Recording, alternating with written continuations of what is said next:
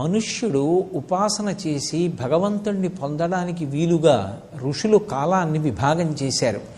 అలా విభాగం చేయబడినటువంటి కాలంలో రోజు, పక్షము, వారము, సంవత్సరము, ఆయనము, పగలు, రాత్రి, గంట, అరగంట, నిమిషము, యామము, ఇలా ఎన్నో విభాగాలు వచ్చాయి.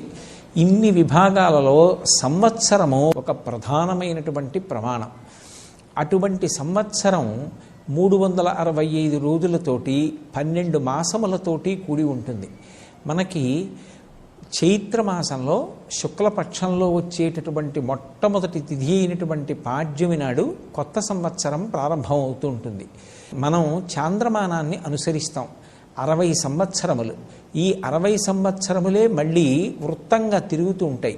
అందులో మొట్టమొదటి నెల అయినటువంటి చైత్రమాసంలో మొట్టమొదటి పక్షమైన శుక్లపక్షంలో మొట్టమొదటి తిథి అయినటువంటి పాడ్యమి నాడు కొత్త సంవత్సరం ప్రారంభమవుతుంది.